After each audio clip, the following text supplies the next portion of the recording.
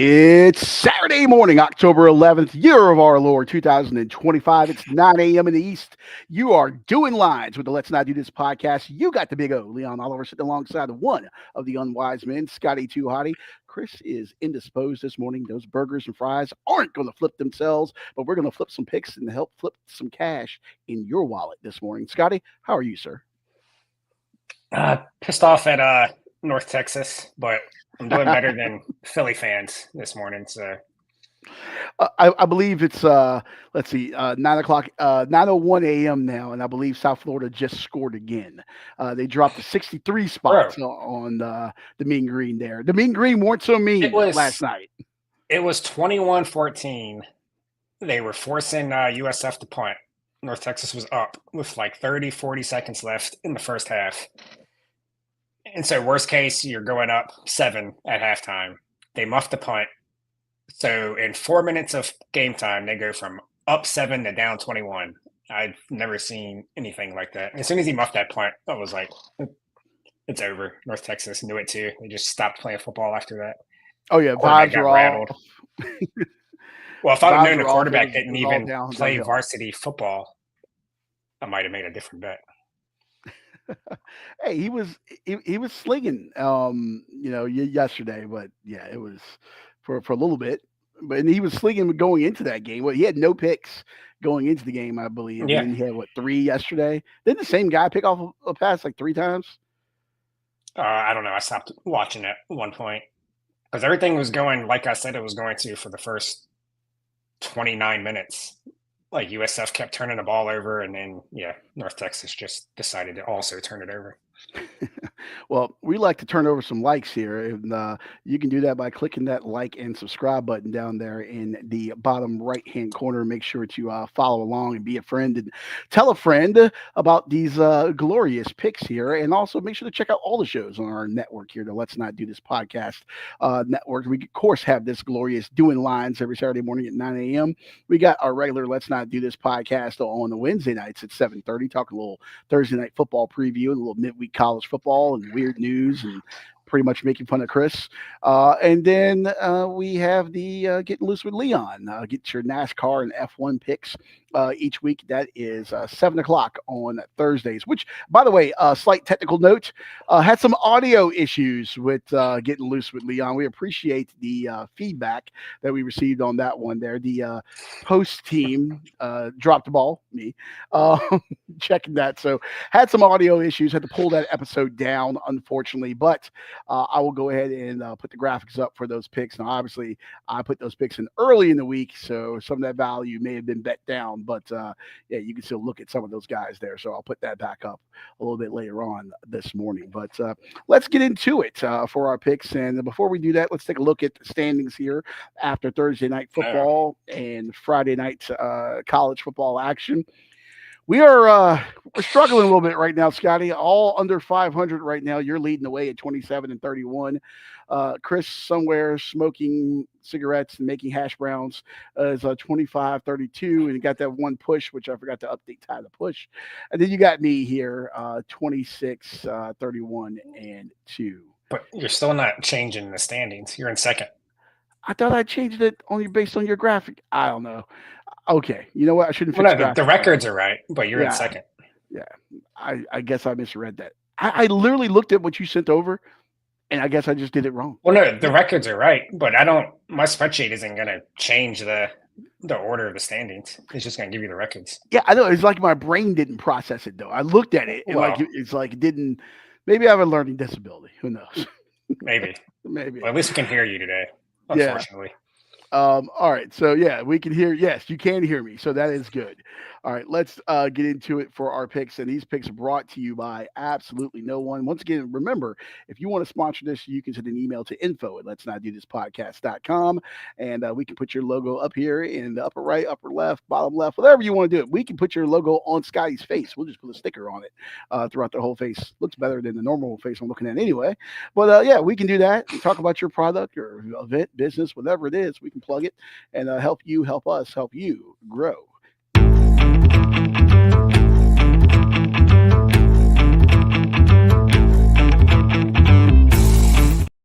All right, time for our picks of the week. Chris is in absentia, so Scotty has his picks there. You want to go first? You want me to go first? You want to do Chris's first? How do you want to start things off here? Let's just go Chris first since he's not here. All right, let's get the wrong stuff out of the way early on here. For Chris, he's got noon on ABC. Big game in Como, beautiful Columbia, Missouri. You got the 14th ranked Mizzou Missouri Tigers, 5-0 on the year, hosting Ty Simpson, his Alabama Crimson Tide. Number 8, 4-1. Bama laying the 3.5. Over under is 51.5. Noon on ABC. Scotty, you got Chris's picks there in front of you. What is he looking like for this big SEC showdown?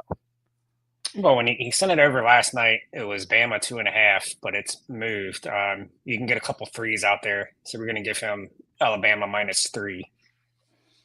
Okay. I would have put this on my card when it was 4.5 Missouri. I was going to bet Missouri, but then it came down too far. I still might, now that it's back over 3, I might take those points with Missouri. I talked about it a couple weeks ago. Missouri's that team that nobody ever talks about. Like nobody really watches their games, but they just keep winning football games somehow. Nobody knows how. But yeah, they're 5-0 again. Maybe a sleepy game for Bama. A possible upset. I like the points. Anything over 3 with Missouri. I have this game on my card, and I'm in the same boat here. Give me Missouri plus the points. Would you say there's a 3.5 out there right now? Is there a 4? It's 3, anywhere? 3. No, 3.5.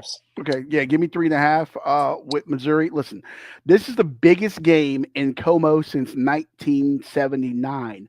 The first top 15 matchup at Faro Field in 46 years there. SEC Nation is in town for this game. It's the second time they've been out to Columbia this year. And this is a good situational spot for Missouri. They've essentially had 2 weeks to get ready for this thing. They played UMass on the 27th, beat the hell out of the Minutemen. Then you get the bye week. You got some extra time to game plan there. You look at Alabama, they're coming off back-to-back physical games with Vanderbilt and Georgia, all right? You get into this same spot last year after they played Georgia and Vandy, and you saw with Alabama how they looked against South Carolina the following week. Whatever you say about home field advantage, it's going to be massive there. Obviously, Alabama goes into huge environments all the time, but that crowd is going to be rocking. I think Missouri is going to get a little extra juice from that. They have a 15-game home winning streak right now, too, at Faro Field, which is the second longest in FBS. And they had the nation's leading rusher, Ahmad Hardy, 730 yards, 9 tuds through 5 games there. This is a guy who was working at McDonald's. If you don't know his story, it's an absolutely great story. Single mom, he's working while through high school, putting himself through things, gets an opportunity, small college, and winds up at Missouri. And now look at this guy. I mean, it's a great pull yourself up and believe in yourself, bet on yourself. Good things are going to come to your story. Seems like a great kid, and he is dominating on the ground right now. He's at 7 straight 100-yard gains, and this is a guy who you're not going to get him down with the first tackle. He's averaging 9.5 broken or missed tackles per 20 carries, which is second in the country.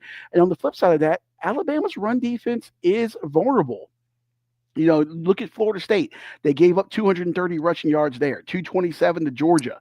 Vanderbilt had a running back that broke off a 65-yard touchdown run there. I think they're 77th in yards before contact allowed there.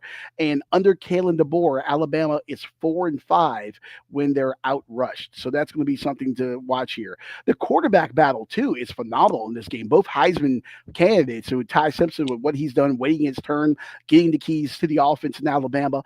Bo Prabula making the switch over from Penn State. You look at how Drew Aller's played. It's like this guy was behind Drew Aller, but I think he's got a few more weapons to work with in Como than Drew Aller does in State College. Missouri has a great offensive line, and Bo Prabula can strike quickly. 54% of his throws are 5 yards or less. That kind of neutralizes the pass rush. When they're trying to rush and get that timing off, those quick passes break things up a little bit. And I really like Kevin Coleman Jr. as well. He's going underneath. He's doing the dirty work. He's got 6.6 yards after a catch on a short throw. So perfect for going against this kind of Alabama team. And also Missouri, third down conversion, they're one of the best teams in the country there. So yeah, I like the Tigers. Give me Mizou, Mizzou plus the points here against Crimson Tide. Yeah, not on my card, but I'm either going to bet Missouri or the over. I don't know yet. I think this is a situation where maybe I'm looking at. I really like this Missouri team. I love what Eli Drinkwitz is building there. They're recruiting well, and this isn't like a flash in the pan for Missouri this year. I think he's building something lasting. Albeit, if he continues to perform at this rate, obviously it's an SEC job. They got money. Maybe a bigger school comes calling one day. But Drink has won everywhere that he's been. And he's got a little bit of a swagger to him now too. And I think those kids are starting to believe in themselves. So I love everything that's going on there. All right. Next up on Chris's card, we got Pitt and Florida State. Panthers 3-2, Noles 3-2 in Tallahassee, noon on ESPN. This one dropped a little bit this morning. I believe it was 10.5 yesterday. Now Florida State giving up 9.5. Over under is at 57. I know you had this on your card too, but we'll start with Chris's pick. Yeah, Chris sent over Florida State minus 10.5, so I'm sure he'll be happy with the extra point here. Yeah, I don't hate that pick, but I'm actually going with the over here. Both teams are 4-1 to the over this year, and each team's under was playing against a rival, Pitt, in the backyard brawl in a weird game against West Virginia, and of course, Florida State. Was it last week? I know it was their last game. Yeah, last week coming in. I never know Miami. Yeah, but yeah, so that went under a little bit after they kept turning the ball over in the first half of that game. But yeah, I know Florida State's going to be able to move the ball. I think they're number 8 in yards per play this year. And Pitt's defensive numbers look better than probably what they should because they haven't really played great offenses. I think Louisville is the only decent offense they've played this year. But yeah, so I know Florida State is going to be able to move the ball, put up some points. So the question is Pitt going to be able to put up enough points to hit this over?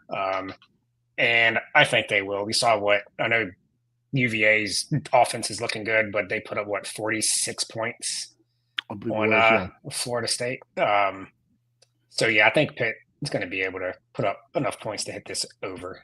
Big number, but give me the over 57 at I think it was Bet Rivers has it. 57 even. Yeah, 57 right on the number there at Bet Rivers. Yep, I'm looking at that now. I don't hate that. I agree with everything that you just said there. Also, I think coming off that Miami game, they're going to be feeling a little ornery. Eli Holstein, he will turn the ball over for Pitt. I mean, he's done better in recent weeks, but he will turn the ball over. I think they'll give Florida State a situation where they can have some short fields.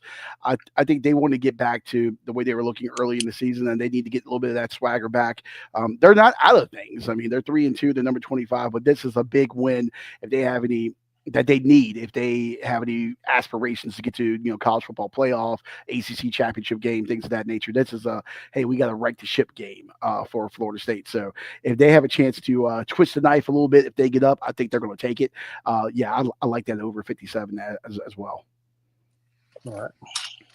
All right, moving over here, the last one on Chris's card from a college standpoint, we got the Red River Rivalry. Yes, I was being PC. It'll always be the Red River Shootout to me. Texas and OU, the battle for the golden hat there. John Mateer allegedly going to be in the lineup for the Sooners. 5-0, taking on the 3-2 Longhorns. Texas is the favorite, laying a 1.5. The number is at 44.5. 3:30 on ABC. Mind you, Scotty, this pisses me off more than anything. This has always been a traditional noon game at the site of the Cotton Bowl, the Texas State Fair in the background, and the fact that TV moved it this year to 3:30 is a Travis Sham mockery. Someone needs to lose their job. Someone needs to get a guillotine or something. I don't know. But next year, we need this thing back at high noon at the Cotton Bowl. I don't know who we need to call, Governor Abbott, or I don't know who the governor of Oklahoma is. We need a senator or something. I don't know who we need to call. Someone needs to fix this. Or making a night game. No night game. This has to be certain games belong at certain times. Like Alabama and Tennessee should always be like a 3:30 game. This needs to be noon. Texas State Fair. You got the everything going on behind you. You leave out of halftime. You get your corn dog. You get your beer. This is what we need. All right, we need this at noon. This has to be at noon for the culture, Scotty. This is our culture. Okay. Well, yeah, Chris has this on his card. It's actually bouncing around. You can get Texas at a pick'em, so we'll give him that. He's taking Texas.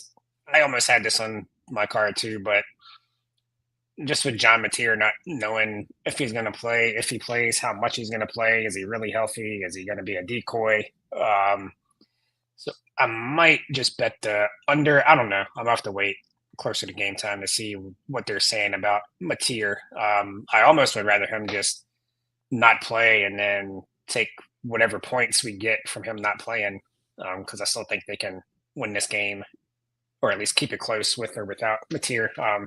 But yeah, Arch Manning hasn't looked great. Oklahoma has one of the best defenses in the nation, so I can see him struggling again. And yeah, this could be an ugly game. So I kind of like the under, kind of like Oklahoma, but I'm going to wait to see what Mateer's looking like closer to game time. You know, he had surgery on that throwing hand. I think like 2 weeks ago, or maybe a little over two weeks ago. Some just crack on the spot reporting there. I believe it was like a local TV station in Norman. They ran into him at a not Chick-fil-A. It was a Chipotle. Kid you not, they ran into him at a Chipotle and they were talking to him and he said he was going to play, but is this the Booby Miles decoy tactic? I don't know. This game, I'm just staying away from. I just love to watch this game because I know it's a cliche to say throw the records out, throw the stats out in rivalry games stuff. This one especially. I mean, we all remember, Charlie Strong and his crowning achievement with a really bad Texas team knocking off Oklahoma there and wearing the golden hat and stuff. And we've seen some blowouts and stuff. Just this may be one of the most unpredictable rivalry games week to year to year. Just you have no idea with these two teams. It's all topsy turvy always, and I love the aesthetics of this game. Half crimson, half burnt orange. It's beautiful. I'm just staying away. I'm just getting some popcorn and some cold beers, and I'm just watching this one. I'm not putting my money anywhere near it. I'm just going to be entertained. Yeah, I'll probably end up betting under unless they announce Mateer out. Then I'm going to wait for that line to move and take the points. But yeah, I'm surprised Chris is going with Texas as much as he hates Arch Manning, deservedly so. I mean, look at his face in his graphic. He looks terrified. He definitely has that. He definitely has that Manning like that, more so of an Eli, like oh shit kind of face. Yeah. Like yeah. But yeah, should be a good one. I think both offenses will struggle. All right, so that completes Chris's college card. Moving on over for you here. You've already done Florida State and Pitt. Next one up on your card, we got IU, the Hoosiers, traveling to Eugene. Yes, college game day is here, but the game is actually on CBS. One of those weird times where college game day goes to a game that they don't have. 3:30 kick there on CBS, America's Most Watched Network of Stars. Ducks 5-0, Hoosiers 5-0, Oregon laying at 7.5 at the Fortress that is Outson Stadium, and the number right at 52.5. What say you here, Scotty? Yeah, I was gonna bet Indiana, but then the line came down, so now I'm leaving that alone. I'm actually going with another over, 52.5 here. I love both offenses. I think they're both top 10 in yards per play, unless I'm confusing that with it's them too. Both top 10 in yards per play. Indiana has an improved defense, but this is a different animal going to Oregon. I think Oregon's going to be able to run the ball on them and move down the field. So again, just like the first game, Florida State's going to put up points. Can Pitt put up enough? I feel like it's going to be the same way here. Oregon, I think, is going to be able to put up at least 30 points. Can Indiana's offense show up? And I think with that quarterback, Fernando Mendoza, future NFL draft pick, he's looking pretty good. Another Heisman hopeful here. Yeah, I think it's going to be a very, very fun game. Signetti's going to have Indiana ready. I think both teams put up some points here. Give me the over 52.5. Hey, you talked about Fernando Mendoza and career looming looks like in the NFL. Hey, this guy's got a career on Wall Street if you want it as well. He's a finance bro. He is working with some investment firms. His LinkedIn profile went viral earlier this week. I know the Wall Street Journal did a story about him. So this guy's getting it done on the field and in the classroom as well. Scotty, I couldn't go to class just, running Greek life at my college. IFC president does have some perks, but I couldn't go to class doing that. This kid's playing college football. This kid's making Wall Street intern moves and stuff. He's got a bright future. He can manage his own money here shortly when he gets to the next level. But yeah, this is going to be a fun one here.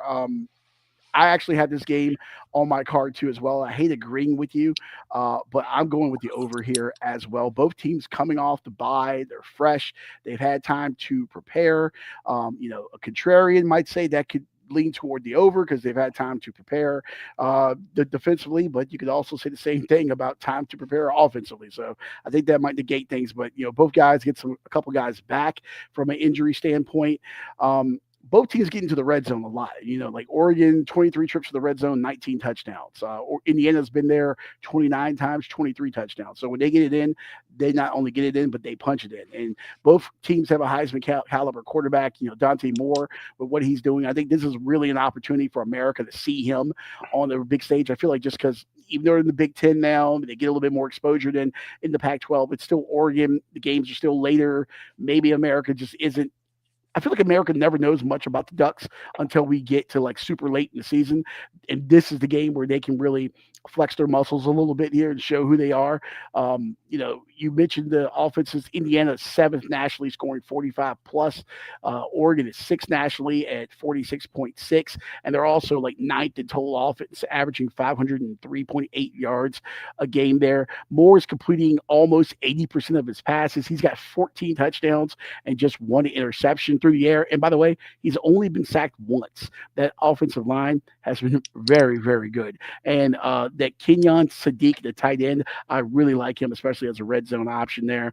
Mendoza, 73% completion rating, 16 touchdowns, one pick, over 1,200 yards passing. And by the way, he can get it done with his feet as well. He's got 2 rushing scores on the ground, and he can extend those plays with his feet. So one thing that concerns me a little bit here is Oregon's defense. They showed some cracks, right? So they held Penn State to 3 points in the first half, but they gave up 14 in the fourth quarter of that win to Penn State. And of course, that forced overtime there. If Penn State's offense can come alive, you saw how they looked against UCLA. If Penn State's offense can come alive, what is Indiana going to do here? So I am a little bit concerned about that. But then you look at Indiana, and they had that 20-15 squeaker, stinker kind of game at Iowa. But Iowa's tough, albeit that defense hasn't been as strong this year. The Iowa under hasn't been as automatic as in past years. But still, I think, going to Kinnick Stadium and playing Iowa at home is a different animal. Both teams have a fast pace. We saw Curt Cignetti talk about that blowout loss they had to Notre Dame in the playoff last year, how they need to kind of match that tempo and be more aggressive. And Cignetti loves to be aggressive. I think Oregon, Dan Lanning, obviously, they play with their hair on fire. I think both teams are going to come out with something to prove. The game of the week in the national TV spot. I love this over. If I get that for 52, I'll take that. Did you say 52 that you got that? Actually, yeah. I just had to look it up because it must have just moved because it was 53.5 when I looked earlier. But yeah, ESPN and somebody else has it at 52.5 now. Okay, perfect. Yeah, give me the 52.5. I'm sorry, I thought you said 52 even. I was like, even better, but okay. Yeah, give me the 52.5 there. Perfect. All right. So next up on your card here, we got another little Big Ten matchup. The men of Troy, USC at home, 4-1, 7:30 on NBC, taking on Bryce Underwood and his Michigan Wolverines. USC laying the 2.5. The number is at 56.5. What say you? Yeah, I typically don't like taking a lot of overs, just because the public is almost always on the over. So it just seems like a losing strategy. So why not round out my college card with my third over? Let's go all overs. I got to change something up here. USC number one by a pretty large margin in yards per play, 8.5. Second place is 8.1 in the nation, and yards per play on offense. They're 3-0 to the over in their home games. They're back at home. Lincoln Riley team's much better at home, no matter where he's been, but especially at USC. And then you got Michigan. I think they're going to be able to run the ball pretty well over USC. USC's defense, not great, especially their run defense. So, yeah, just another case. I think both teams are going to be able to move the ball. Yeah, USC at home. Not much of analysis here. Just USC at home is going to be able to put up some points. I think Michigan's going to stick around, be able to move the ball on the ground. Maybe Underwood could make some plays there. But, yeah, give me a third over of the day. What could go wrong? Hey, I don't hate it. I almost had this game on my card. In Michigan, if there's one thing to worry about them defensively, they've given up some points in the red zone. I think, like, if I remember correctly, the stat I saw was like 12 of 15 red zone attempts for opponents have in a score there. So that does concern me. Even though Wink Martindale has like one of the top 25 defenses or so in the country there. The one thing when I was looking at this game, when I almost had on my card, I was leaning toward the under because I think Michigan doesn't want to get into a shootout with USC. I think, you look at Bryce Underwood, obviously he can make some plays with his legs there as well, doing that read zone. And then you got Justice Haynes there. He's averaging like a little over 4 yards a pop there. I think Michigan wants to play solid defense. I think they want to see how physical USC is. I know there's been questions about that in the past, how physically tough these Lincoln Riley teams are. I think Michigan wants to test that and see if USC is going to answer the bell. I feel like they want to get into a street fight with them. So that's my one concern there. But even if that happens, I mean, if Michigan is breaking off 20-yard runs, then they're still going to score pretty quickly. I mean, USC gave up 31 to Michigan State. They gave up 30, even though last week was on the road against Illinois. They gave up 34, I think. So not great offenses. I think Michigan's going to put up some points here, which should be pretty good weather. Should be for both offenses. Yeah, I like both offenses to score some points.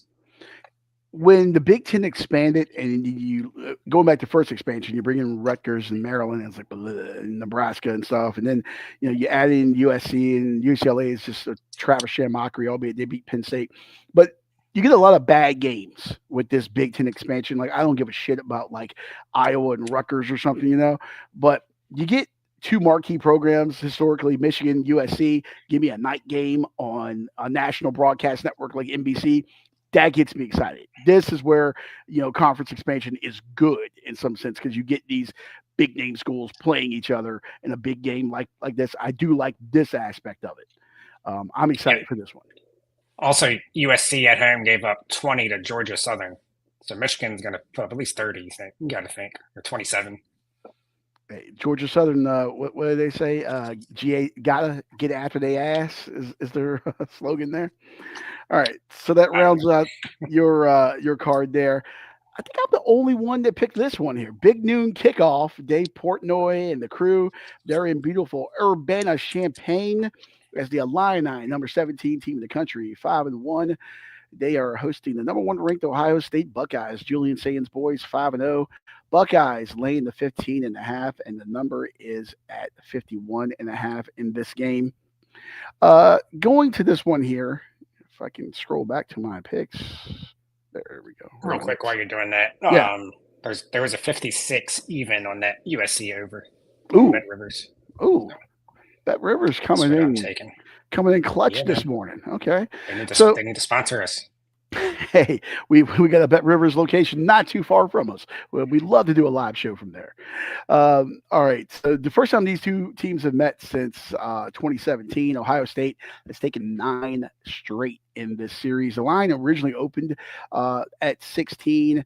Then we've seen it, come down to 14.5. Now this morning went back up to 15.5 there. Luke Altmaier's cooking, man. He's got a 73% completion rate. 12 touchdowns, no picks through 6 games.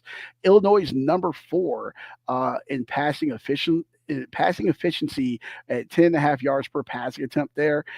And Hank Beatty's a problem. He's got 569 receiving yards, second in the Big Ten.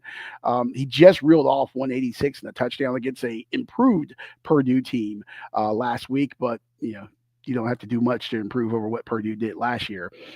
Julian Sagan's got 12 touchdown passes through his last 4 games. He just reeled off 326 and 3 touchdowns against Nebraska. And then, Bo Jackson, not that Bo Jackson, the young Bo Jackson, looking at over 7.5 yards pop there, running the football. And then, of course, we don't need to even spend much time talking about it. Ohio State just reeling off year after year elite receivers. Of course, we all know about Jeremiah Smith, Carnell Tate, and Brandon Ines, as well. And I'm a little concerned about Illinois' defense here. They're 83rd nationally in passing yards per attempt, like 7.3, and rushing yards per carry at 4.2. So they will give up points, as we saw, when Indiana absolutely plastered them. Illinois gives up a lot of points, a lot of yards in conference play too over the last couple of years. So that concerns me. I know, revenge is going to be a big factor here. Illinois has a chance to prove themselves after the last time we saw them in a big spot, getting worked by Indiana 63-10. I know Ryan Day said, don't even look at that game. They weren't worried about the tape of that. They feel like this is a different Indiana team, Illinois team that just got caught by Indiana. Then I don't know. I don't think you can say that. I think that defense has shown what it is, but I think Illinois will be able to score as well. So I'm going to go with the over on this game here, and I'm seeing 51.5. Anywhere else out there you see anything different? Let's see. Yeah, it looks like 51.5. I see There's a 50.5. Well, are you looking on Action Network? Yeah, Action Network has ESPN bet, which Let's I pulled this number from at 50.5. Let's see if that's the real. If there's a 50.5, I will take that. There's outliers. Sometimes it's just because it's not updating. But Yeah. While I look at that, I don't know. I was kind of looking at this game, but it seems like too many points. Just looking at it, but also, I don't know. I've been thinking Illinois was overrated all year, basically. I don't know. I'm probably going to stay away from this one. If I had to bet it, I'd probably take the 15.5 points. But no, it's 50. Wait, wrong game. No, 50.5 on ESPN. Okay. Yep. Give me the 50.5 then for the over here. I think Ohio State wins this game. I think Ohio State wins this game comfortably. I feel like, especially if they can start fast in this one and make Illinois get into a situation where they have to play catch up, and they can kind of keep them at arm's length for most of this game. I don't think the Illini are going to get blown out. I think after what happened in that Indiana game, and obviously it's going to be a big crowd atmosphere, they have a home fan base that's like dying for something to be excited about football wise. And you can see Brett Bielema putting his stamp on the program, turning things around there. I think they're going to feed off of that, especially with Ohio State in town. Everyone wants to, beat Ohio State in the Big Ten. I think Ohio State's going to do enough to get it done, but I don't see Ryan Day. It's kind of the guy that's going to twist the knife a little bit like Kirk Cignetti did. So I don't think they're going to bury them. And I think that's going to leave Illinois opportunities to try to play catch up a little bit before Ohio State steps back down on them. So I think they'll keep it close for a while, but Ohio State will put them away. But I think both teams will do enough to get over this number here. Yeah, this screams like Ohio State clearly winning, but winning by like 14, maybe a backdoor cover by Illinois. Ohio State kind of takes their foot off the gas, and Illinois is able to maybe get a late touchdown through the air or something. Yeah. That's too many points, I think. That's what scares me. I could easily see them being up, 16 points or something, and then giving up a late touchdown and backdooring the cover. That's what scares me. So yeah, I'm going with the over here. All right, moving on. Next one on my card that we already covered Bama and Missouri, and we already did Oregon and Indiana as well. Some mutual games. Yeah, you're done.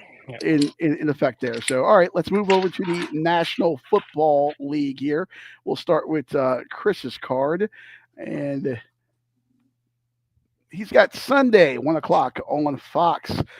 Kyler Murray, he's a little dinged up, and the Cards 2-3. Oh, and I got Cleveland on there. I forgot to update that graphic. God damn it! Sorry, I double checked everything this morning too. That's what I get. But they're taking on the Colts. While I fix this graphic, you can go ahead and lay out the line in his pick. Yeah, he is. He sent over Colts minus 6.5, but it's moved to 7. So he's going to lose that extra half a point there. But yeah, he's going with Colts minus 7. I guess he's just fading the Cardinals because they've looked terrible. And now are they going to show up after the debacle last week? Yeah, you just never know with the Cardinals. It's almost they're so bad that I kind of want to pick them because they kind of do show up when you don't think they're going to, and then they let you down the next week. I don't know how many video games Kyler Murray's been playing this week, but if I can get that stat, maybe I'll make a bet on it. I don't know. This might be a player prop for me just because I know the Colts are good. I was wrong about them, but I still feel like a Daniel Jones letdown is coming up at some point. And yeah, you just never know what the Cardinals are going to do, but they've looked terrible. So Chris is going Colts minus 7. I'm going to stay away from a side and probably maybe take a total or a player prop on this one. Okay.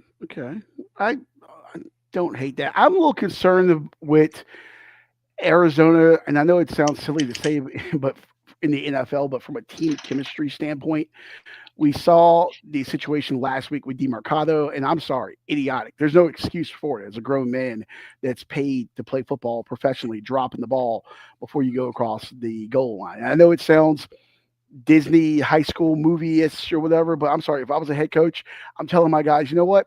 When we go across, we're going to go back to rugby. It's called a touchdown because when you score a try there, you touch the ball down to the fucking ground. That's what I'm going to tell my guys. You go across the goal line and put the ball on the ground. Then go do what you want to do and celebrate or whatever. There's no excuse for dropping the ball going into the goal line. The fact that we've seen it, back-to-back weeks, I think now in the NFL is absolutely crazy. You saw Jonathan Gannon get into the sideline altercation with him. I'm old school. Didn't bother me. These are grown men. He was not a 16-year-old who's going to go to biology class Monday morning.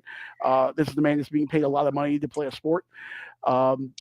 But didn't you see him have his epiphany or whatever they call it, he said, and come out and apologize. And then the Cardinals fined him. Funny enough, he got fined more by the Cardinals than Jerry Jones got fined for flipping off Jet fans.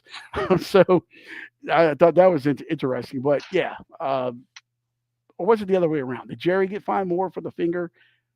I think he got fined more. Yeah, Jerry got fined like 200 something. Yeah, that's right. Ganny got fined 100,000, and Jerry got fined like 250 or something for flipping off fans. So.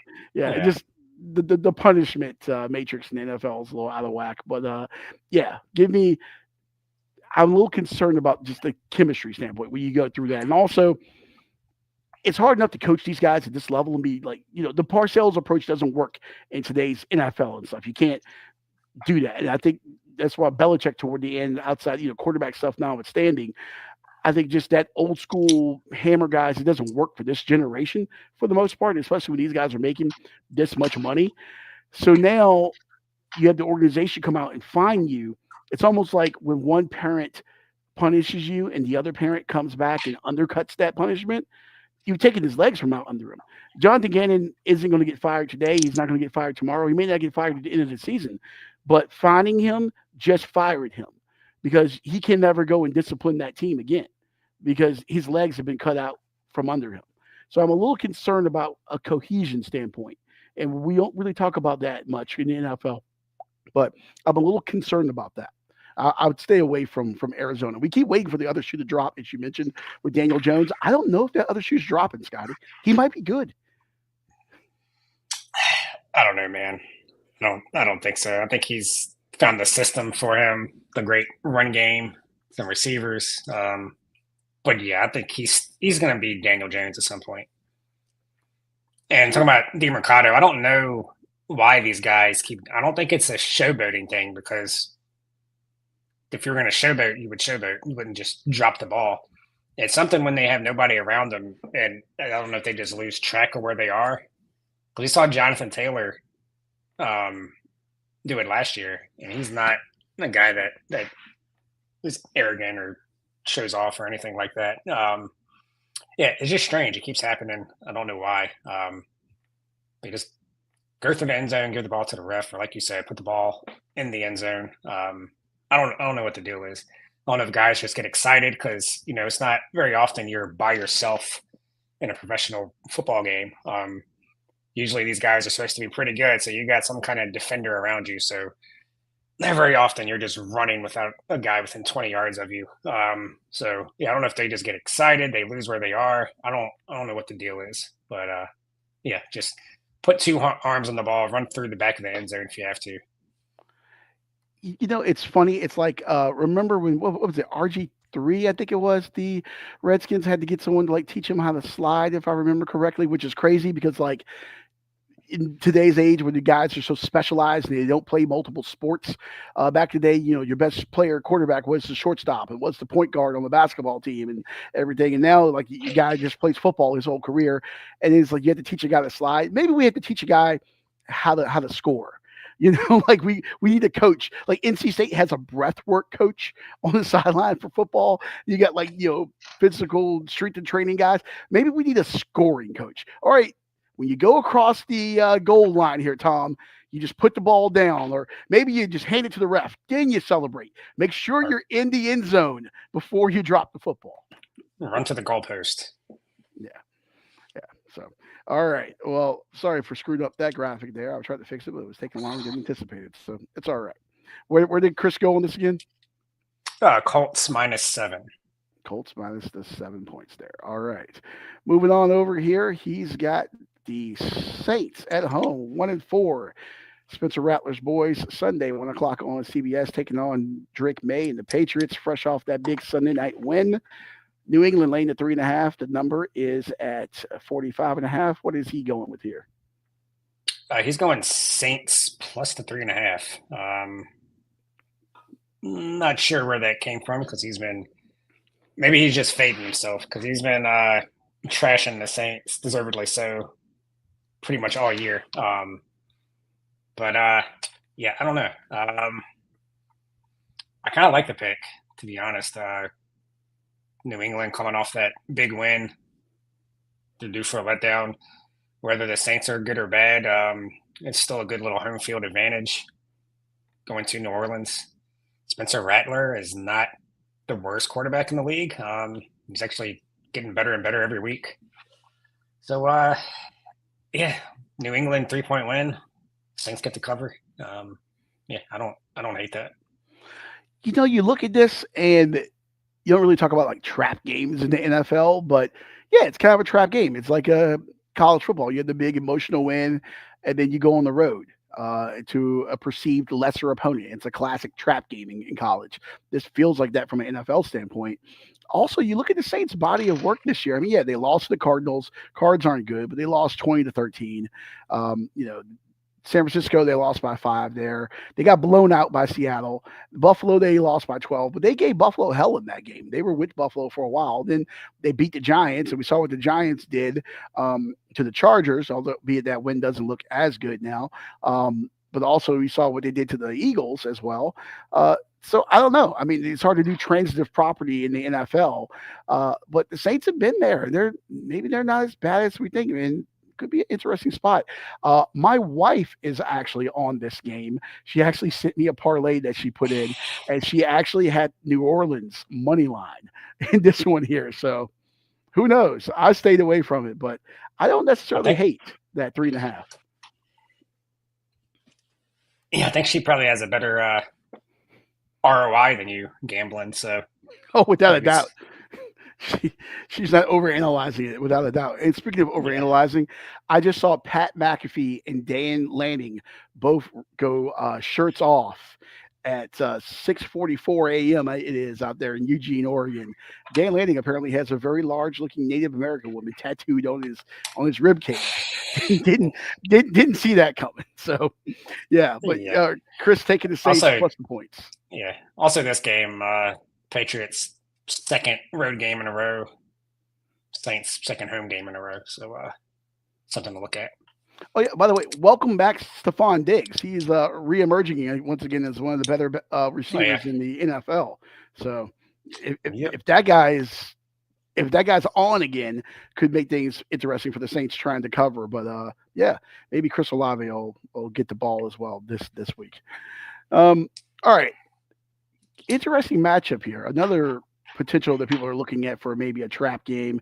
You got the Jaguars coming off the big emotional win on Monday Night Football. Now it's a short week. They're at home taking on the Seahawks, coming cross country. Jags 4-1, Seahawks 3-2. Seattle laying the 1.5, and the total set at 47.5 Sunday at 1 on Fox. Yeah, we are. Are you on this game? Am I on this game? No. All right, me and Chris are. I'm just looking. The lines are kind of right out here. I'll just go with Chris first. He likes the Jaguars in this one. You can get them at plus 1.5 at a couple places. And I am actually going the other way with Seattle, and you can get them at plus 1 at bet 365. Really? Yeah, yeah. So this one just one of those games that when you have them games that are pretty much pick'ems, you'll see that they'll be favored one team by a point and a half, and then flipped on some other books. But yeah, I know Jacksonville's a good story this year, and Liam Cohen, and after the goofy press conference, he's looking like he might be turning his team around. But I don't know, man. I think they're improved, but I don't know that big win off of Kansas City, where even after the game, Trevor Lawrence looks dumbfounded that they won. Especially that touchdown run he had where he was just on the ground for a couple of seconds, and Chris Jones quit like twice on the same play. And you mean Albert Haynesworth, aka Chris Jones? Yeah, and then all of a sudden Trevor Lawrence is just in the end zone and doesn't even know how he got there.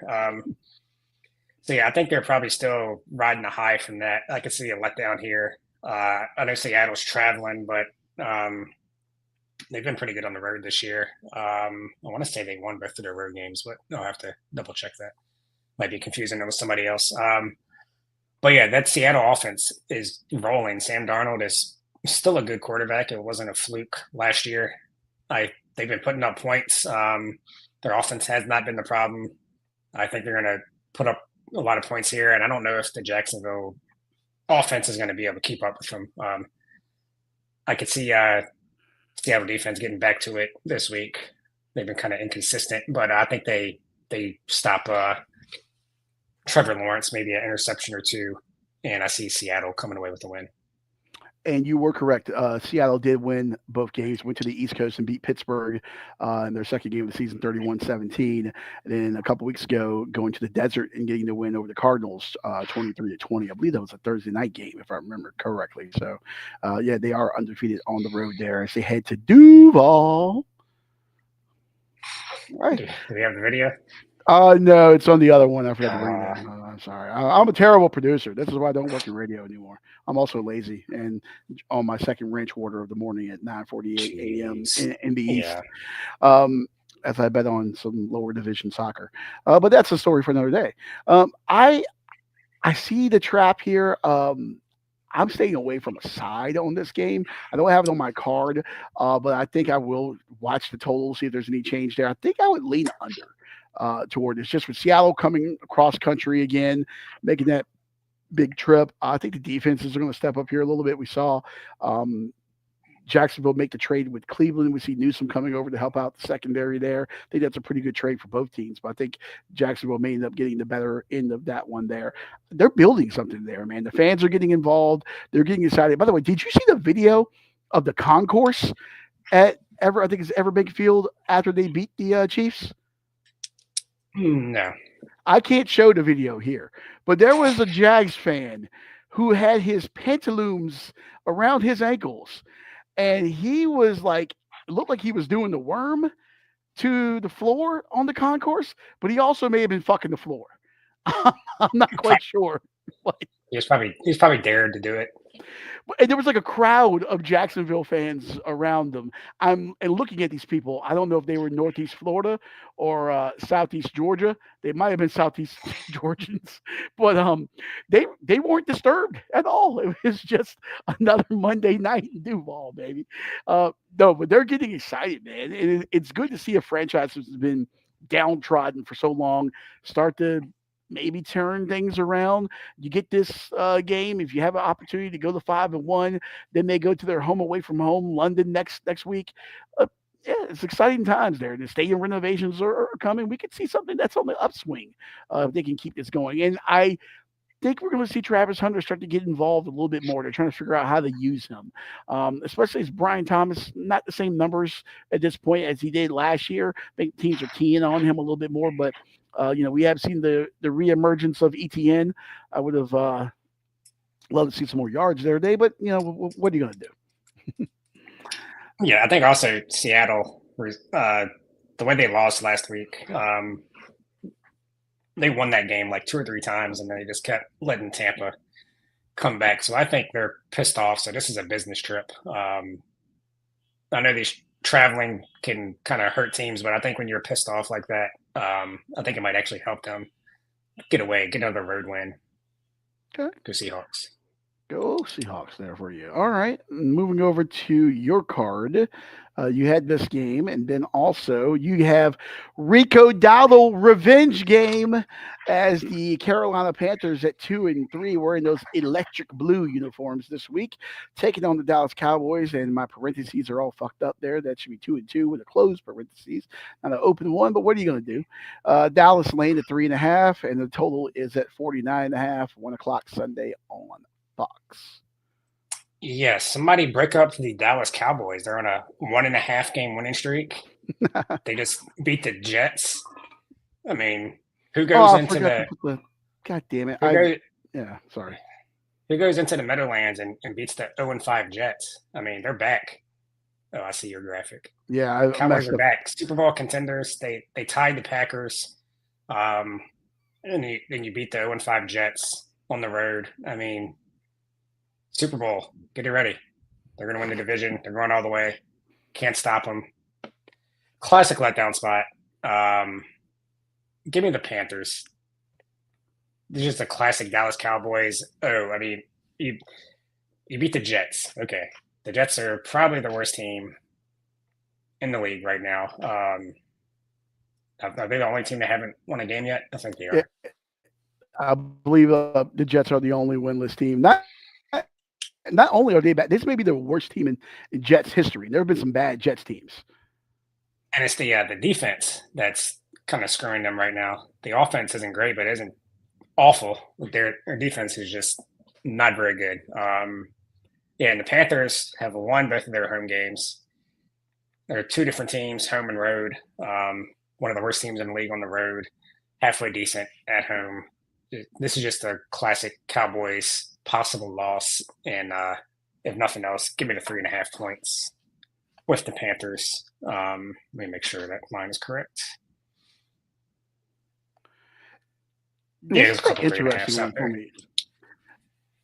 I stayed away from this one. I may look at a prop or something in this game, but it is an interesting one for me because, like, I think home field advantage, I feel like gets overblown in the NFL. It's not like college; it's a different thing. But there are going to be a lot of Cowboys fans, and there are Cowboys fans wherever you go. But the Panthers and their struggles as a franchise, we all know about that over the years and everything. But with Dallas coming to town, there's going to be a lot of Cowboy fans. It's going to look like I was about to say Texas Stadium. It's going to look like AT&T Stadium East or whatever. Should be interesting. I wouldn't hate the over on this one, but I don't know. I may wait closer to game time, or I may drop in a prop. This feels like a good live bet during the witching hour when Scott Hansen pulls his one up here. That may be a good game to live bet during. All right. Panthers money line, but no, I'm taking the 3.5 points. There you go. All right. So then moving over to the next one on your card, we did the Cowboys, we did the Seahawks, and then you got Sunday Night Football, In Kansas City, the Chiefs 2-3 with Taylor Swift being her box. Has she abandoned the team now, Scotty, that they're losing? Kansas City laying the 2.5. 52.5 is the total. Detroit, maybe the best team in the NFL right now. 4-1 coming to town. What say you? No, I'm sure she has a song somewhere about not giving up on people when they're down or whatever. So no, she'll still ride Just with her fiance. And, you gave me two golden opportunities. Just know I have jokes. I have jokes. hit the button. No, She's riding all right. Yeah. You said it. All right, but I wanted to take the Chiefs here, just because I know the public's going to be on the Lions. The Lions are looking like world beaters again, looking like possibly the best team in the NFL. The Chiefs just lost to the Jaguars, like we just talked about. But I think the Chiefs are going to be desperate. The Lions haven't been great on the road this year, despite their record. But yeah, I think the Chiefs they need this one. They're going to be way more motivated to win this one than Detroit. But this is an over week for me. Give me the over again. Both offenses have been playing really well. The Lions just gave up 24 points to Jake Browning, and the Chiefs just gave up 31 points to Trevor Lawrence. So both defenses having some issues. The Lions' entire secondary basically is banged up. I'm not sure who's playing and who's not. So I can see a lot of passing from both teams. The Chiefs' run defense hasn't been great, but they still have a really good offensive line. So I could see defensive line. So I could see the Lions kind of maybe passing more, especially if the Chiefs go up. Mahomes is looking like Mahomes. He's starting to put up stats like he used to after a couple of down years. They got Worthy, supposed to be healthy.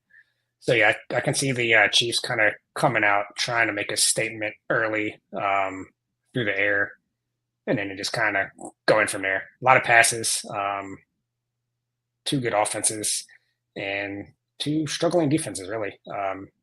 Like I said, especially with the injuries in the Detroit secondary. Yeah, I see a lot of points, exciting night game. Give me the over. Over 52.5. I don't hate the over there. I'm potentially looking at that as well. Patrick Mahomes, interesting stat here. He is 26-6 overall against NFC teams, but only 16-15-1 against the spread there. So something to keep in mind on this one here. Should be a good one. Yeah, he's one of those guys. Yeah, he's one of those guys that just when they're a favorite, they tend to not cover. When they're underdog, they always cover. But he does cover these small numbers. When it gets over 3, then you got to start worrying. I don't know. I almost went to Kansas City -2.5, but yeah, I don't know. I think even if they win, it could be like down to the wire, one of those 1 or 2 point games. But yeah, just give me the over. The Chiefs specialize in those close games and those late clutch games. Xavier Worthy not playing this week, right? But they reactivated. No, he's playing.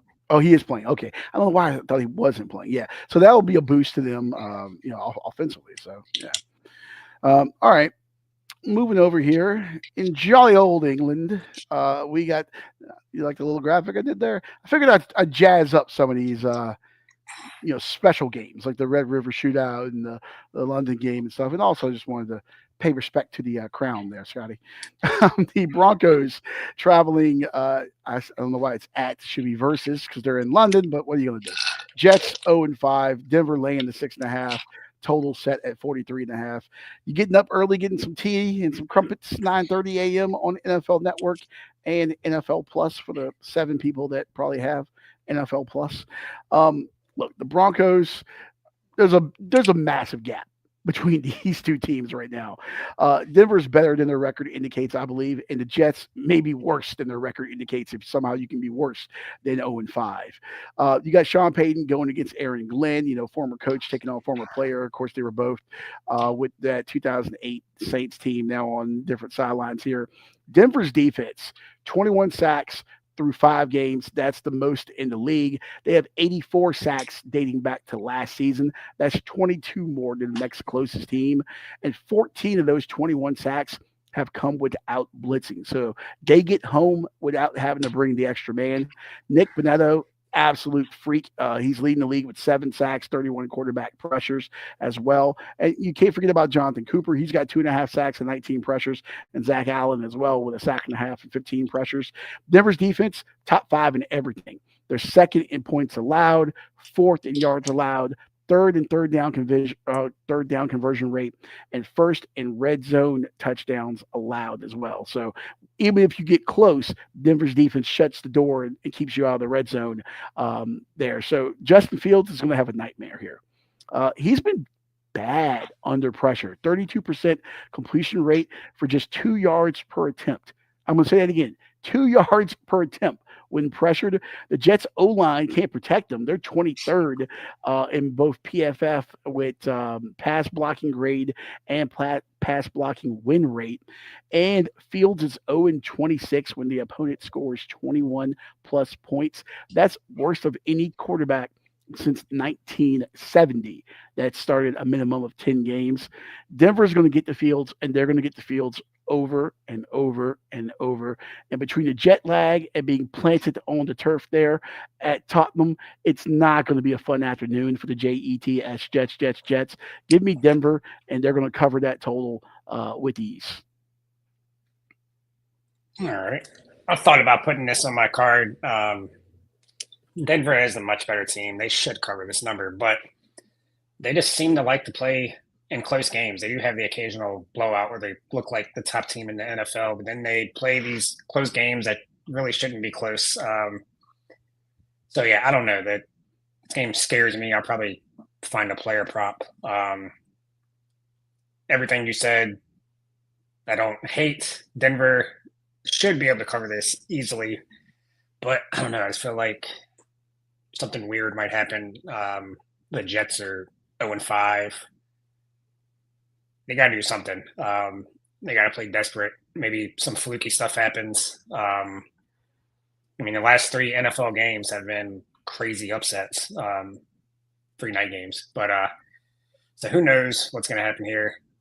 Denver should cover, but I feel like something weird might happen to where the game is closer than it should be.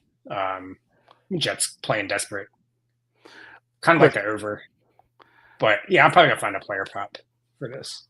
Listen, the only way the Jets have a chance in this game if they somehow build a time machine and Vinny Testaverde and Al Toon and Wayne Corbett and Curtis Martin and bring back Mark Gastineau and the New York Sack Exchange. If some of these guys, maybe Boomer Esiason comes in for a few plays, yeah, they're going to have to bring back some old timers with a time machine. That's the only way. The Jets are dead in the water. They just look atrocious right now. And the thing is, I don't even know if people are that pissed about it. Honestly, I don't even think Jet fans are that pissed. It's like they've come to expect it with this franchise, and it's really is a shame. It's just awful. Denver's going to walk the dog on them. I hope that they enjoyed their trip. Hopefully, they got to see Big Ben. Maybe they went to the Tower of London.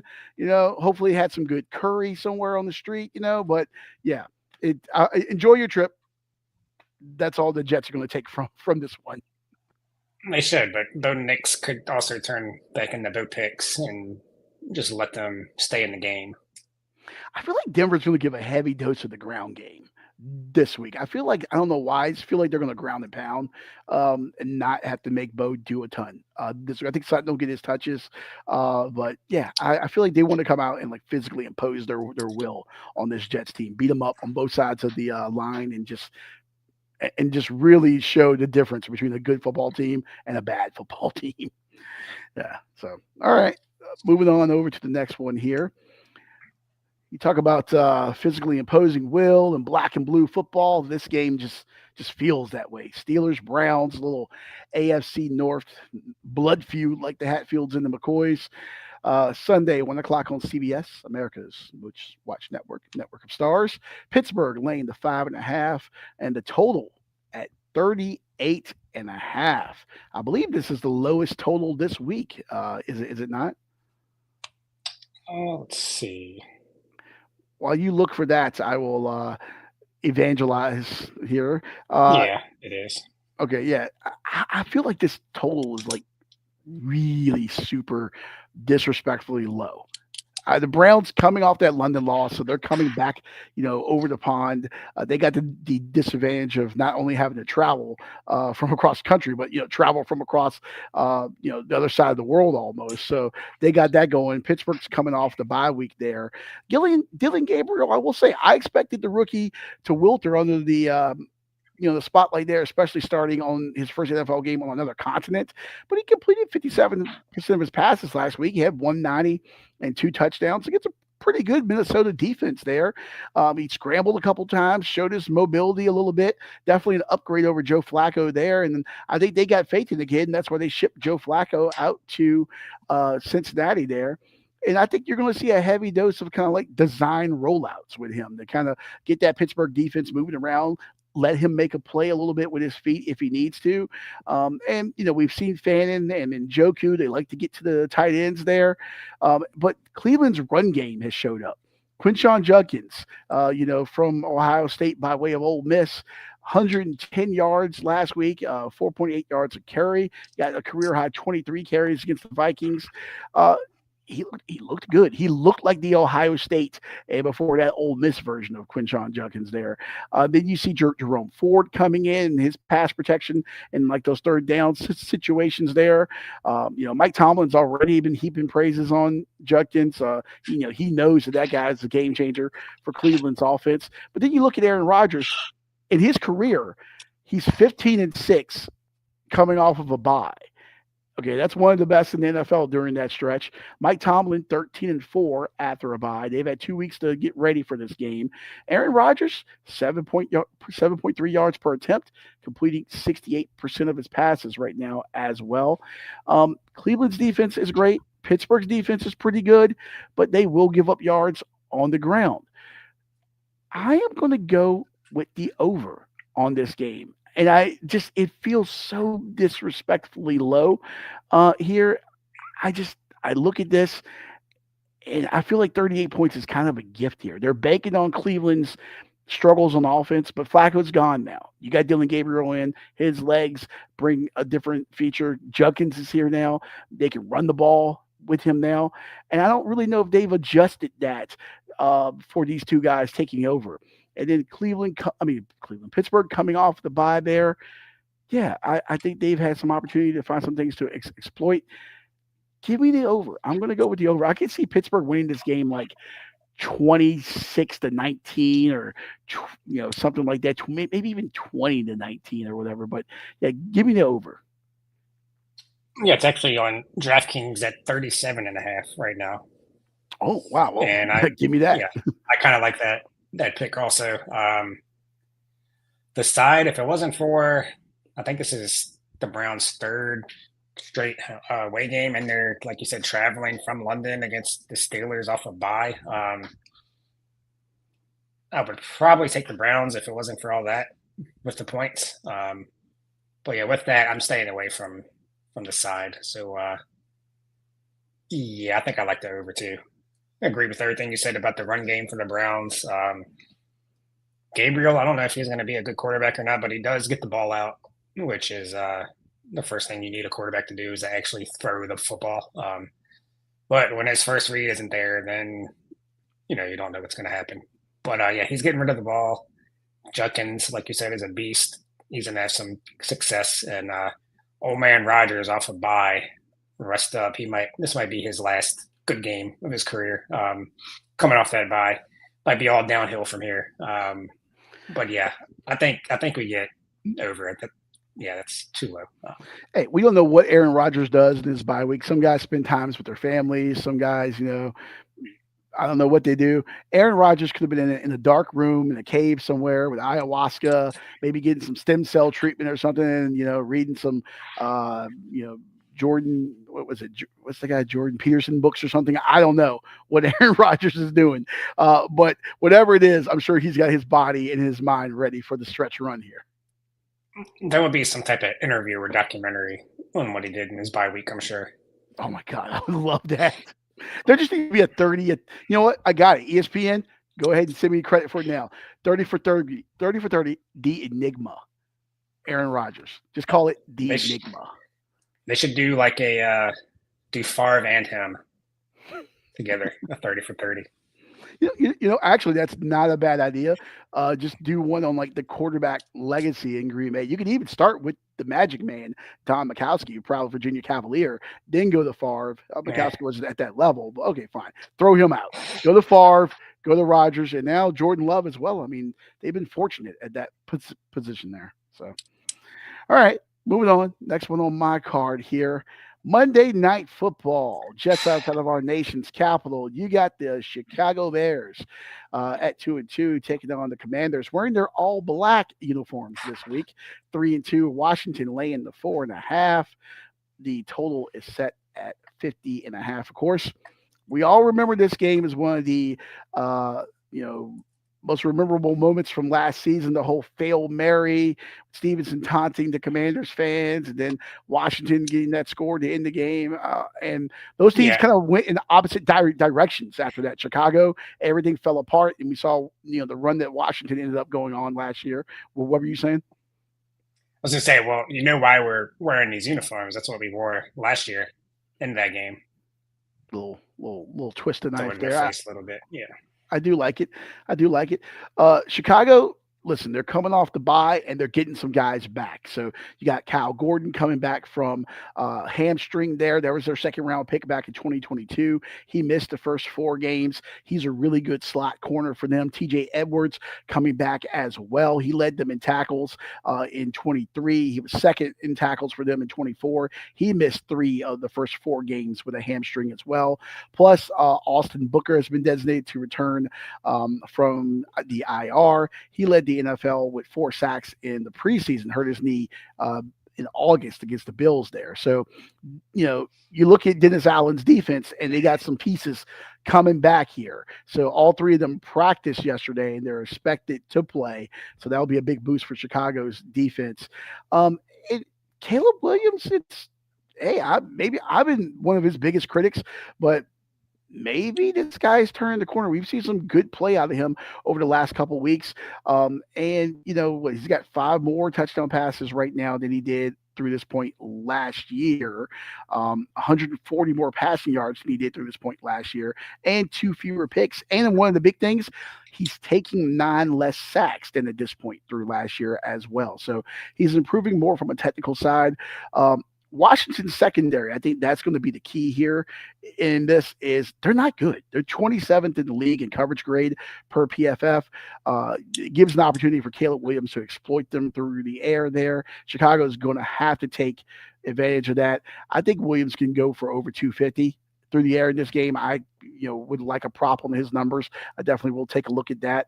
And you got Terry and Debo both nursing some injuries there for Washington, so we'll see what their status is and how effective they will be. And Washington ranks 29th in third down conversion on offense, so they have a problem staying on the field. And then you get Chicago getting some key defensive pieces back. So yeah, give me the Bears. I'm going to take the Bears plus the points here. I think the Bears win this game outright. And, Tyreek Stevenson still feeling the pain from last year. Chicago hasn't forgot about it. As we said, these 2 teams went in opposite directions after this. Chicago hasn't forgot about it. I think they got something to prove. Give me the Bears plus the points here. Well, thank you for doing that. I did not want you picking my Washington Commanders. Yeah, so it's interesting. A couple of podcasts I've watched last week put up numbers about teams in the bye, especially the NFL. Like the last few years, teams coming off a bye are actually under 500 against the spread, especially when they go into the bye week with a win. The Bears won 2 in a row against they beat. I got it pulled up. 2 bad teams, the Raiders and the Cowboys. So I think when you go into your bye week off a couple wins, maybe your preparation is off, maybe you're feeling too good about yourself. So I'm not putting too much into the bye week. You mentioned our third down, meaning the Commanders, our third down numbers, but Jaden Daniels has been hurt or out for most of the season.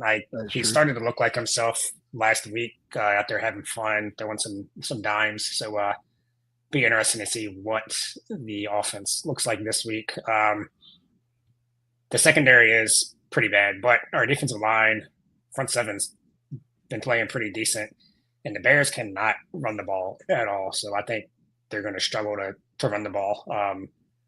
Maybe they'll have some success through the air, but if we know you're throwing the ball, that makes things a little easier. I don't know if Caleb Williams he's improving, but I don't know if he's ever going to be a good quarterback. And their weapons, like DJ Moore is not doing anything. Roma Dunze is breaking out. He's really good. But other than that, I don't really know who they have as a reliable target.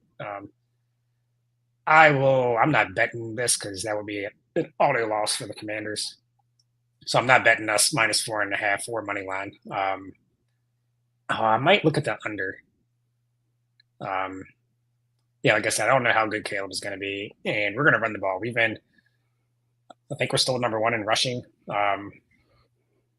Bill Krosky-Merritt, they're finally feeding my guy. He is clearly the best running back on that team. Every time he touches the ball, he gets more yards than he probably should. But yeah, feed him. Daniels is back. This one might get a little chippy because of last year. So yeah, give me the under. Okay. And you hate to see what happened to Austin Eckler happen to him because he just don't want anyone injured, but also he's a good guy. Yeah. But the silver lining on that is, it cleared the way for Bill, and you're seeing him take the opportunity. And Chris Rodriguez has looked okay in spells there too, but he's really taken the opportunity and run with it now that they've finally decided, hey, we need to get the football into this guy's hands.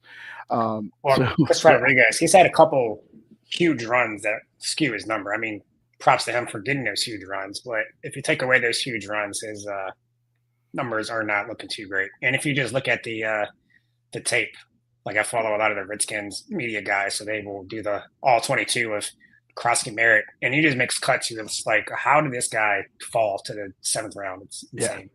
Yeah, without a doubt.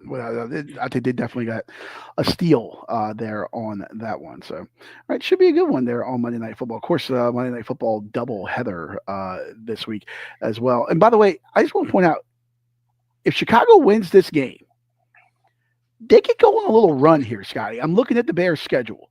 If they win this game, then you get the Saints at home. You go to Baltimore, and we know the struggles that they have right now. Maybe Lamar's back for that in a couple weeks. Then you go to the Bengals. You get the Giants at home. The Giants are playing better, but you get the Giants at home. Still a young team, especially on the offensive side of the ball there. You go to Minnesota, and then you get Pittsburgh at home. Those are all winnable games. This is the Bears though. It is. They're not going to win. They're not going to win this week. But let's say they do. Then maybe they beat the Saints at home, 4-2.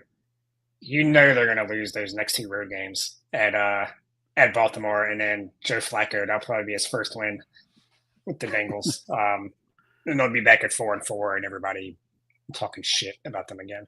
Everybody, big cat will get excited, then the balloon will just deflate at that point. But if they want to make a move, the opportunity's there for them. And it starts with this game on Monday night. So be interested to see what happens. If they want to make a move, they better make a move and get a running back or somebody that can run block in there. That's very true. Because Swift ain't doing it right now. All right, moving on here to our underdog pick of the week. And Scotty, I forgot about that. Fill a little time for me here because, like an idiot, I did not bring in that graphic. So give me one second here. Put mine at the top then. I am going with Colorado, a team that I always seem to lose when I bet on or against them. But they're at home. Wasn't a lot of underdogs I loved this week, especially NFL, but so I had to go to college. But Colorado at home against Iowa State. Iowa State's been overrated all year, and now they lost their first game last week. So I think it might be downhill from here for Iowa State. So give me Coach Prime getting his first big win of the year. Okay. Caden Salter might be the I know Iowa State does have a pretty good quarterback, but I think that's really about it. But I like Colorado at home. Colorado at home there for Scotty. And I had this graphic earlier, and I think I just like deleted it off of the thing. So you're going with the Buffs at home, and I got the lines this week. Double checked it this morning. Got it from our good friends over at Hard Rock. We don't use Hard Rock a lot on this show here. We got our old boy Buster. He's hungry. We got to feed him. You've gone with Yes. Colorado. Yes. Chris. And if Yeah. so, I was gonna say, if anybody at Hard Rock is watching this for some reason, tell your people to stop limiting my bets. I haven't even been that. I've only won a little bit of money with you guys. Why are you limiting me to? Well, I won't say what they're making me bet, but yeah, not cool. Buster needs to eat. Okay, Sky needs to make money. All right, so he's going with Colorado here. Chris has Maryland plus 225. Scotty with Colorado at plus 120 on Hard Rock this morning. I got no thoughts on the Terps. The Chris, I'm sure he sent over tons of analysis on this pick. No, no, absolutely not. So he's going with Maryland at plus 225. My dog. Give me the Detroit Lions at plus 115 there on Hard Rock. I'm sorry.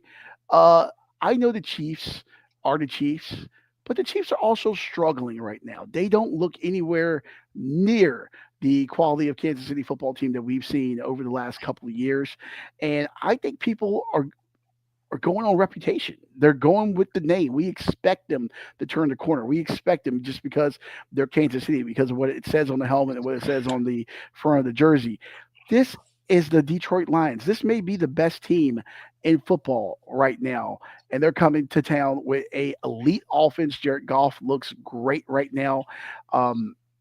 This is a team that is on the march. And I think this is a team that is on the march that maybe will end up with them hoisting the Lombardi trophy when it's all said and done. Could you imagine if Detroit actually wins this thing, the amount of rioting that would go on in that city, I'm sure. But yeah, we talked about it. Yeah, Mahomes 26-6 all time against the NFC teams, 16-15-1 against the spread and all that. Detroit's covered in 52 of their last 74 games going back to 2021. They come in here right now 4-1. They're riding a 4-game win streak as well. I like this Lions team, and I think it's a little disrespectful here, given the Chiefs' struggles, Detroit's recent form, that Kansas City is a slight favorite. And I know guys don't really look at this, especially in the NFL. Coaching staffs don't really look at this, but there's got to be in that Lions locker room, especially with Dan Campbell and talking about biting kneecaps and scratching and clawing. They've earned the respect as one of the elite teams in the NFL. And then to not get that respect against a struggling Kansas City team, to be a dog. And I know Arrowhead's a tough place to play. But yeah, I think Detroit's going to come in here with a chip on their shoulder a little bit. And I honestly think people are picking this based on, hey, just the name alone of Kansas City. Give me Detroit. And I feel like Detroit wins this game comfortably here. So I'll take the Lions at plus 115 on Hard Rock. Put those together, you're looking at 1437 for the odds on this one. Scotty, if you plop down a crisp $100 bill, what does that pay you? $1,437 plus your 100 back. Come on, Buster. Buster needs to eat, man. Yeah, was he 0-2 or 0-3? He is 0-2. Yeah. We had our boy Action. Action won us some money. Buster not so much right now. So 1437, by the way, Scotty, I was looking up anything famous that may have happened then. I just randomly landed on a date. Today is the October the 11th. October 9th, 1437, a counterattack on the Portuguese troops camp from the Moroccan Grand Vizier happened. Don't know anything about this, but apparently the Portuguese and the Moroccans were not getting along in the year 1437. So in spite of that battle, these odds are 1437. Let's make some money and let's feed Buster. Look at those eyes. He needs it. All right. So what's his favorite treat? Anything. Whatever's in your hand. Nice. Well, we're going to get them some ribeyes after we hit this parlay here. So that'll do it. That'll wrap things up this week on Doing Lines. Make sure to join us right back here Wednesday, 7:30 for the Let's Not Do This podcast. We'll get you ready for Thursday night football. Talk midweek college football. Then on that Thursday, I'll have at 7 o'clock the next episode of Getting Loose with Leon. We'll be getting ready for Talladega at that point. Of course, NASCAR in Vegas right now for tomorrow, but next week we'll be getting ready for Dega. So we'll go on that. And once again, on those picks for my NASCAR picks, we will go ahead and get those up with the odds of when I put them up as of the show. Unfortunately, had a little technical issues there, but I will give you one little my ultra Hail Mary pick this week, Scotty. Are you ready for this? Sure. Okay, my ultra Hail Mary is not Brad Keselowski. It is Daniel Suarez to win here plus 10,000. It's the Hail Maryest of all Hail Marys. Is my super long shot this week. My sleeper is Joey Logano this week. I believe it was 18 plus 1,800 when I got him on Wednesday. But Daniel Suarez has done well at this track historically. It's a guy who's racing for a job next season. He's out at Trackhouse. Carson Hocevar coming in. So he's definitely going to have some motivation. He's run well on these kind of tracks before. He's run well at Vegas before.